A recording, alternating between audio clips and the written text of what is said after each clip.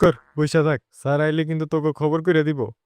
Sir, আমার মায়ের থালা বাসন চুরি হয়ে গেছে, একটু খুঁজে দেওয়ার ব্যবস্থা করে দেন।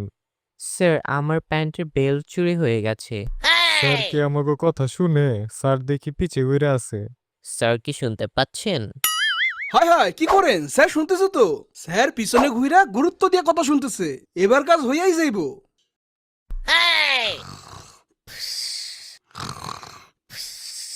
স্যার স্যার, ও স্যার উঠেন স্যার। ইয়ামিন স্যার, উঠেন স্যার।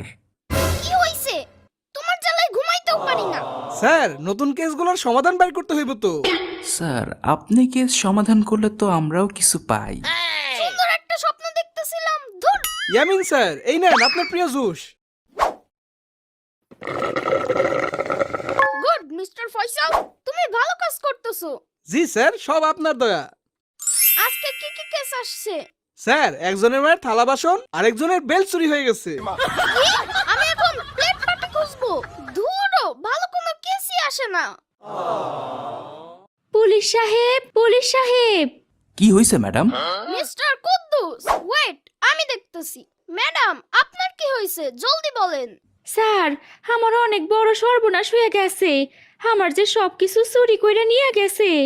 আপনার কিছুই হয়েছে? টাকা পয়সা? না,